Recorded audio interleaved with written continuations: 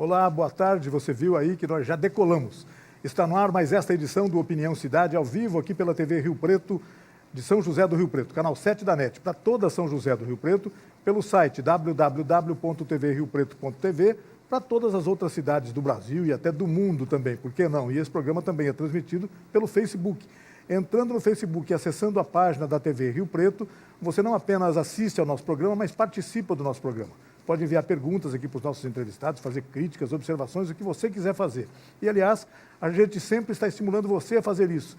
Nos deixa muito satisfeitos, muito contentes o fato de você interagir e participar conosco do Opinião Cidade. Sejam, portanto, todos muito bem-vindos. Hoje nós reservamos o tempo todo para falar um pouquinho sobre saúde.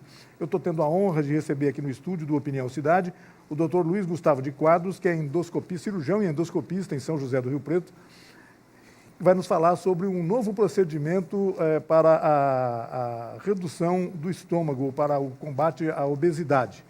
Doutor Luiz, muito obrigado pela sua presença em nosso programa.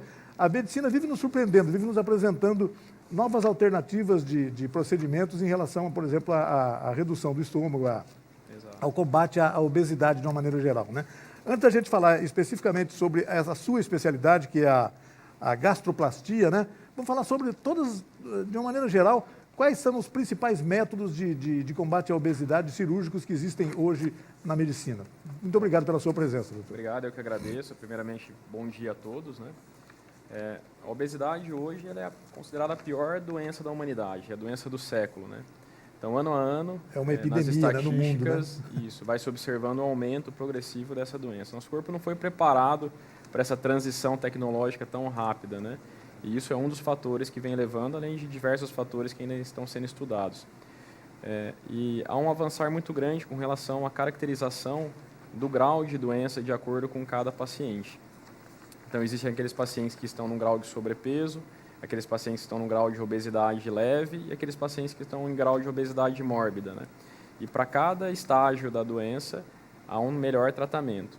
A obesidade ela já é considerada uma doença crônica, progressiva e incurável, assim como outras doenças, diabetes, hipertensão. Então, nenhum tratamento atualmente tem o intuito de curar a obesidade. Ela tem o intuito de causar o controle, uma diminuição do peso e das doenças associadas, e com isso você melhora a expectativa de vida do paciente, melhora a qualidade de vida desse paciente e tenta-se manter esse controle da doença durante o maior tempo possível. Então, nenhum tratamento atualmente, mesmo a cirurgia bariátrica, tem a pretensão de uma cura em todos os pacientes e a obtenção, sim, do controle dessa doença. O que é mais estabelecido hoje como tratamento são os tratamentos clínicos medicamentosos e os tratamentos cirúrgicos. No entanto, o tratamento clínico, medidas comportamentais de maneira isolada, eles são benéficos para aquele paciente onde tem um índice de massa muito baixo ou que tem um sobrepeso, ou seja, no estágio bem inicial da doença obesidade. Esse paciente se contempla com bons resultados do tratamento clínico, tratamento comportamental. Por outro lado, aqueles pacientes que têm uma obesidade mais avançada, uma obesidade mórbida, aqueles pacientes que têm 40 de índice de massa corporal, né?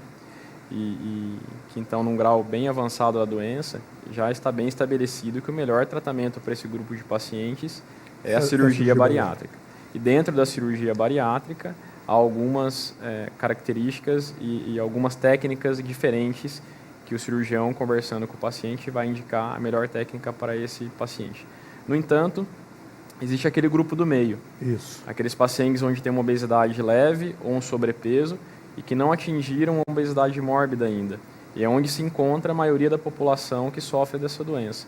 Então, por um lado, a gente tem um tratamento mais agressivo, por um grau mais avançado da doença, e por outro lado, a gente tem um tratamento medicamentoso para aquele grau inicial da doença. E aquele meio do caminho, o paciente às vezes fica sem ter opções de tratamento. Ou ele tem que se esforçar para tentar controlar o peso, ou esperar ganhar peso até chegar numa indicação de cirurgia bariátrica. E é aí que a endoscopia bariátrica se encontra e ocupa o espaço, né, que a gente diz que é o espaço do meio, onde há uma grande lacuna entre esse grau de tratamento para o paciente obeso. E aí também há diversas técnicas que já estão sendo empregadas e algumas que estão sendo estudadas. Uma delas nós vamos falar sobre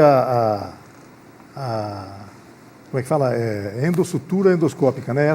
Esse procedimento que o senhor trabalha, né? Está fazendo, a gastroplastia, né? Exato. Basicamente, o que é isso, doutor? Na verdade, assim, ela foi difundida mais com o nome de gastroplastia endoscópica, né? Mas a terminologia que nós utilizamos mais é endossutura gástrica, né? Porque ele não é um procedimento cirúrgico, é um procedimento puramente endoscópico. Já vem sendo realizado no mundo há mais de 5 anos, são mais de 5.000 pacientes que já se realizou esse procedimento. Hoje, mais de 15 países utilizam essa técnica dentro do arsenal de tratamento da obesidade, para aqueles pacientes com obesidade leve, né? Então, assim, primeira coisa é com relação ao grau de indicação. Ele não é um procedimento que compete com a cirurgia, muito pelo contrário, ele é um procedimento que vem a agregar dentro das opções de tratamento. Então, o paciente que tem indicação para esse procedimento de sutura gástrica é aquele paciente que tem uma obesidade leve, um IMC de 30, 35, ou aquele paciente de 35 a 40, mas que não tem doenças associadas, como hipertensão, diabetes, por exemplo. Nesse caso, ele já está próximo da obesidade mais grave. Esse paciente já seria uma indicação de cirurgia. Né? E também há aqueles pacientes que possuem uma obesidade mais avançada, uma obesidade mórbida, que pelo peso teriam indicação da cirurgia bariátrica, mas que por algum motivo não podem se submeter à cirurgia bariátrica, seja por contraindicação clínica, às vezes alguma condição cardíaca, alguma coisa do tipo, né, que haja uma contraindicação, ou por um grande excesso de peso, porque esse paciente precisa perder uma quantidade de peso para ter um risco diminuído na hora da cirurgia bariátrica, ou mesmo um grupo de pacientes que eles sabem que tem indicação de cirurgia, mas eles não se recusam a operar, porque tem medo ou por algum antecedente familiar que aconteceu algo, enfim, por algum motivo ele se recusa a fazer a cirurgia bariátrica, também pode ser um candidato. Doutor, em todo modo, né, a palavra final, a decisão a respeito disso deve ser, é claro, do médico, do profissional médico. Exato. Né? Não se trata de nenhum mostruário de alternativas diferentes para a pessoa escolher à vontade, não é nada disso, né? Não. Há uma indicação técnica e isso é muito importante, né? Claro. O Dr. Google não resolve isso, os vizinhos também não. É verdade. O médico que tem que dar a palavra final, é isso? Exatamente. Hoje há muito apelo por causa das redes sociais, inclusive às vezes os pacientes entram em contato com as clínicas, conosco, querendo saber às vezes alguma opção. Não existe uma receita de bolo, né? O paciente tem que ser consultado, tem que passar pelo consultório médico, para que o médico avalie esse paciente, avalie o histórico, e aí sim veja qual que é a melhor indicação. Isso não é uma coisa simples que depende simplesmente do peso, né? No caso da sutura, especificamente, o que é feito são pontos, mas por via endoscópica. Então, a gente passa o aparelho, aquele mesmo aparelho da endoscopia, para diagnóstico de úlcera, diagnóstico de gastrite. Só que na ponta desse aparelho nós acoplamos um dispositivo de sutura endoscópica, onde a gente entra pela boca e consegue fazer uma sutura da ponta por dentro do estômago. O fio utilizado é o mesmo fio utilizado na cirurgia, e com isso a gente consegue um controle melhor da doença e uma manutenção durante maior tempo do que os tratamentos existentes até então para esse grau de pacientes. Doutor, pelo que eu estou vendo, é um procedimento mais simples do que uma cirurgia, né? Um procedimento, inclusive, rápido, é isso mesmo? E os resultados têm sido satisfatórios? Gostaria que você falasse um pouquinho sobre isso. Sim.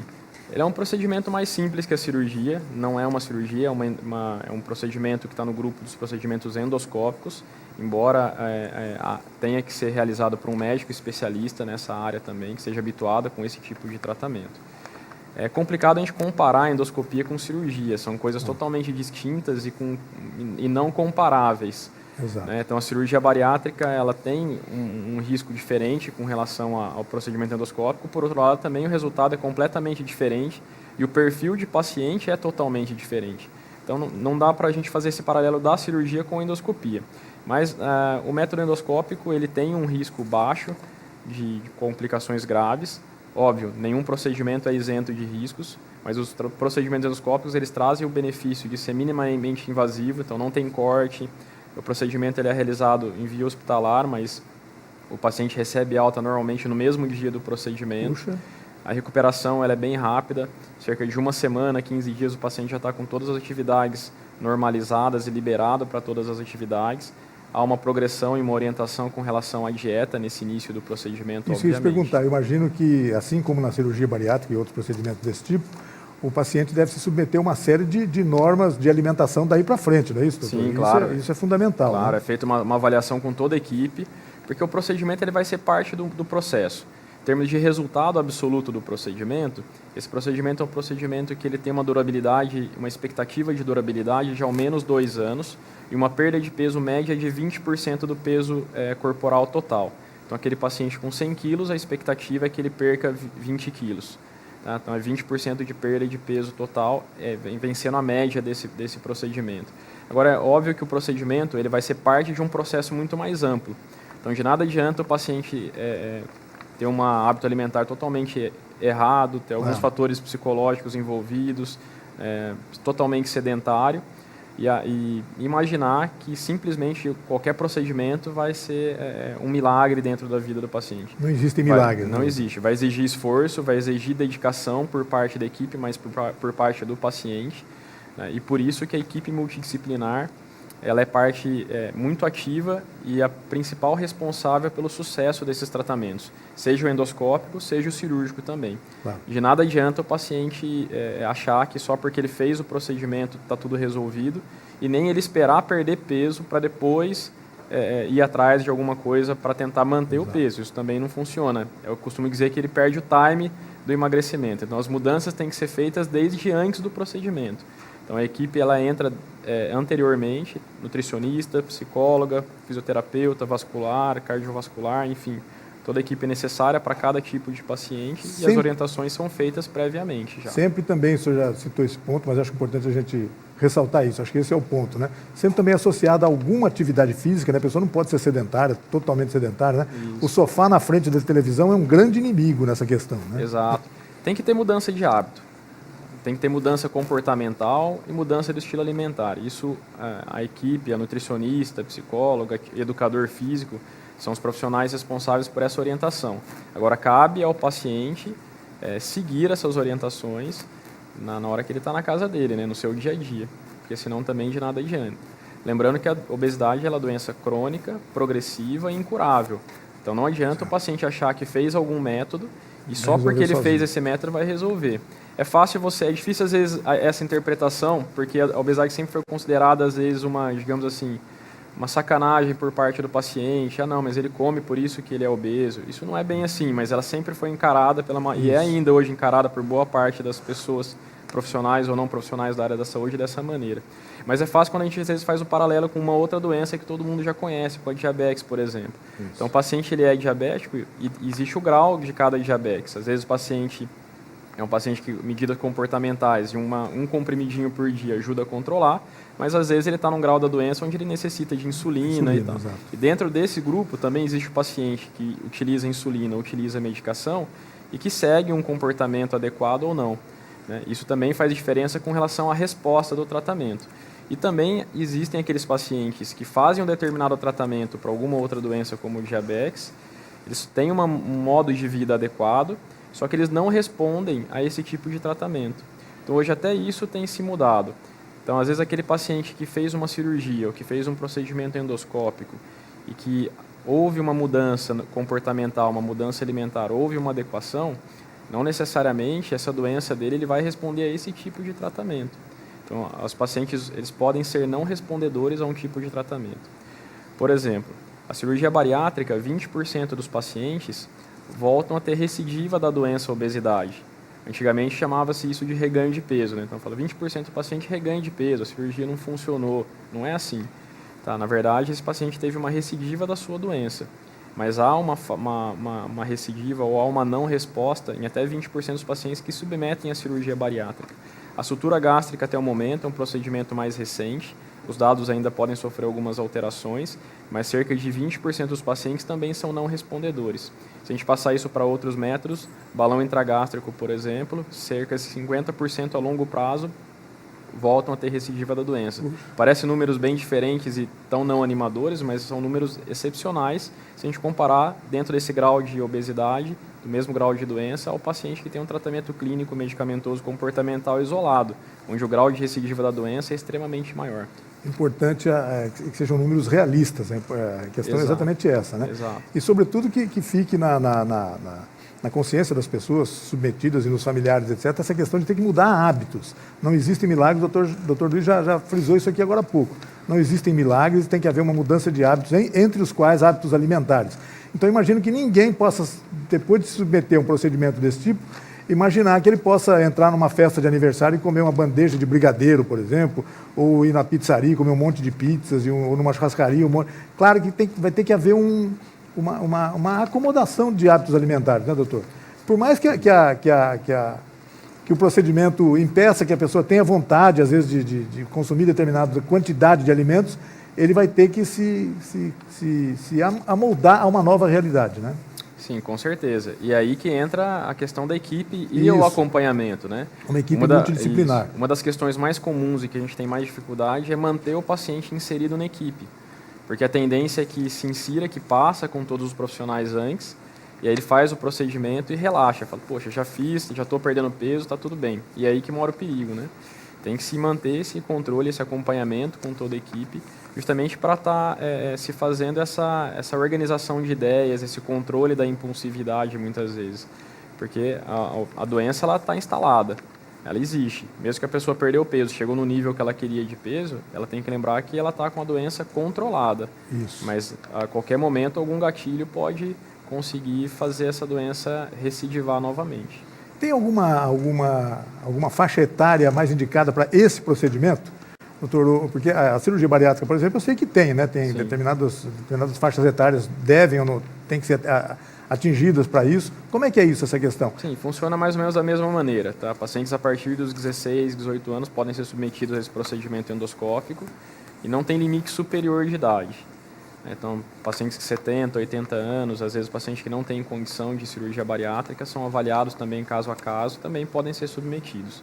A grande questão é a avaliação com relação ao perfil do paciente, aos hábitos, óbvio, isso a equipe ajuda em conjunto com o endoscopista e com o cirurgião, tá? E com relação a peso.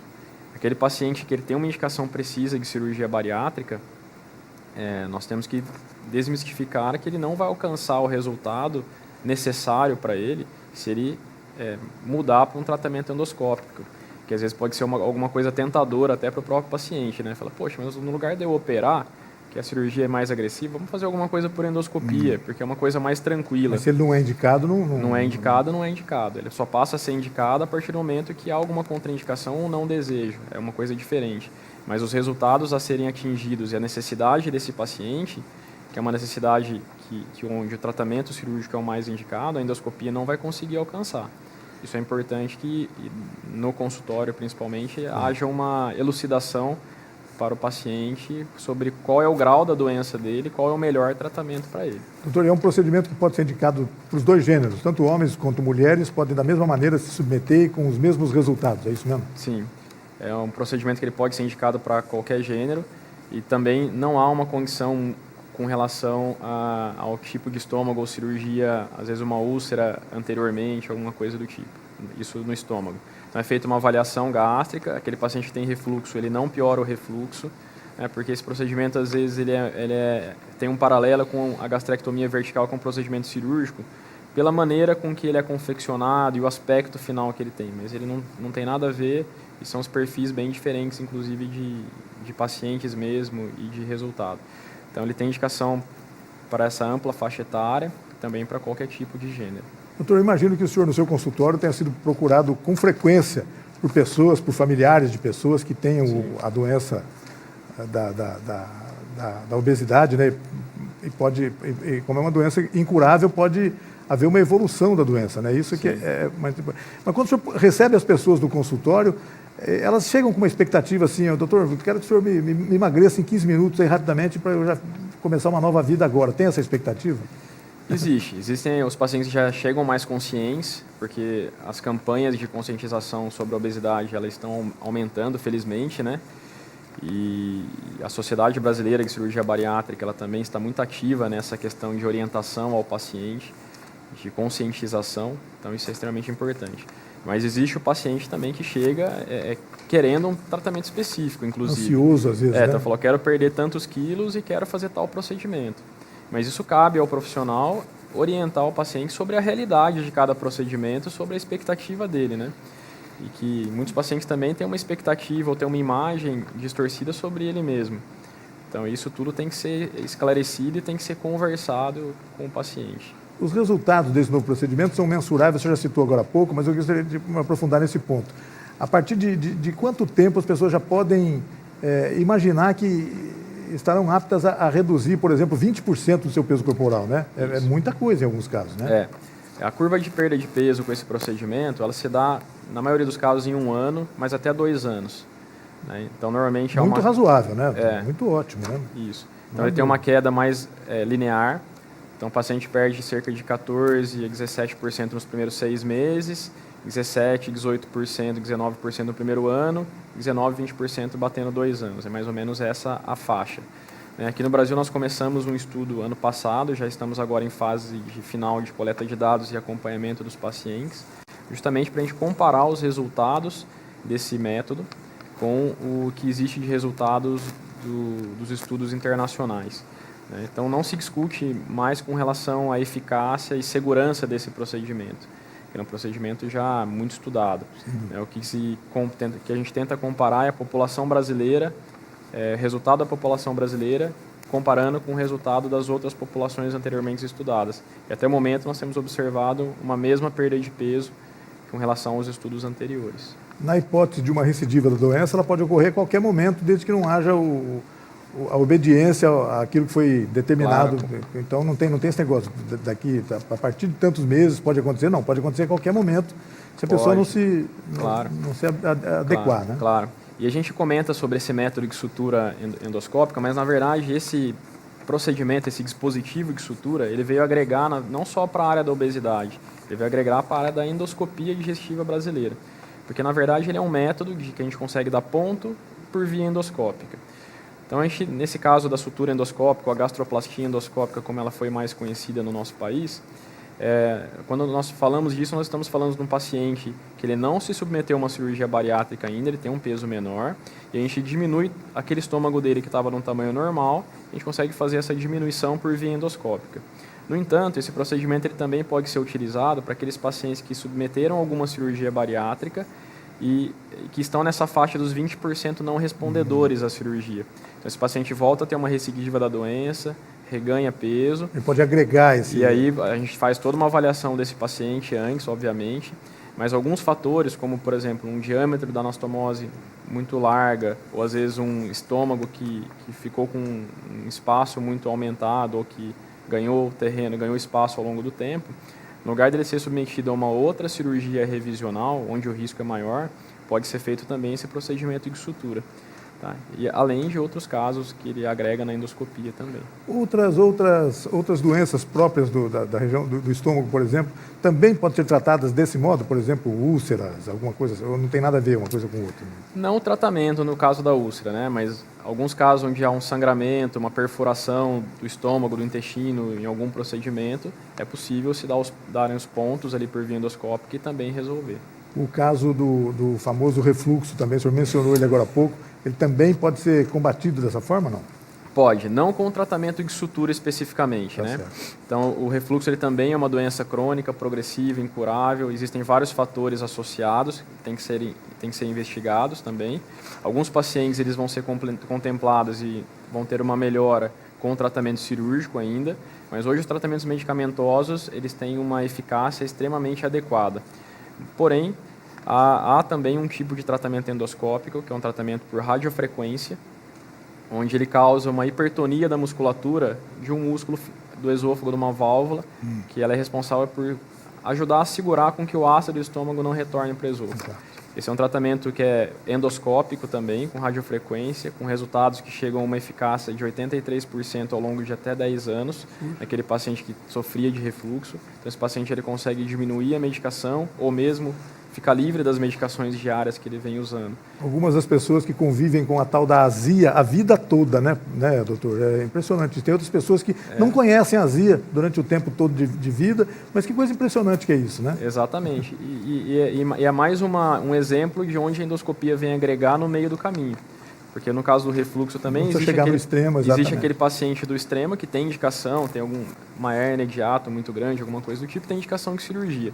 E existe aquele paciente onde controla-se muito bem com medidas comportamentais e medicação.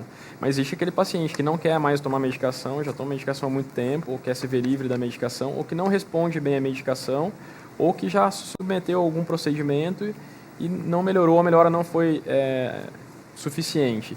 Aí o tratamento endoscópico também é uma opção para que se controle o refluxo desse paciente. Doutor, eu queria agradecer muito a sua presença. Infelizmente, o nosso tempo já está acabando, tá vendo? Toda vez que a conversa é boa desse jeito, o tempo Passa acaba rápido. depressa, exatamente. Mas eu queria agradecer muito a sua presença e, sobretudo, a sua disposição para compartilhar com o público que está nos vendo em casa essas dicas tão importantes, né? Orientações, sobretudo a orientação de conversar sempre com um profissional médico antes de qualquer outra coisa, não há dúvida em relação a isso. E outra questão também, só para terminar, eu gostaria que a gente abordasse assim, pais e mães, pais e educadores, de uma maneira geral, já tem que começar a educar os filhos também na mais tenra idade, né, doutor? Para evitar hábitos alimentares equivocados, né? Isso. Os tais dos salgadinhos em saquinhos plásticos, cheios de gordura, cheios de coisas transgênicas, etc. Coisas que vão complicar ao longo da vida da pessoa, não é isso? Essencial, né? Então, o espelho tem que ser dentro de casa, isso é medida fundamental. Claro que mudou muita coisa, hoje é difícil, aquele comportamento que existia antigamente, de sentar na mesa, tomar café da manhã, almoçar e jantar em família, aquela comida feita na hora, isso já praticamente não existe mais. Isso é uma coisa complicada que tem que aprender a lidar e adequar. Mas o exemplo, ele inicia-se dentro de casa, obviamente. Doutor, muito obrigado pela presença. Se alguém quiser mais informações sobre o senhor, deve estar nas redes sociais. Dr. Luiz Gustavo Quadros, endoscopista em São José do Rio Preto. É fácil localizar o senhor por ali, né? Não tem problema em relação a isso. Não. Obrigado, doutor, e parabéns pelo trabalho, viu? Eu que agradeço e bom dia a todos. E obrigado a você que nos acompanhou em casa em mais essa edição do Opinião Cidade. Desde já, você está convidado a estar conosco novamente amanhã, a partir do meio-dia, aqui na TV Rio Preto. Até lá, um forte abraço a todos. Tchau, pessoal.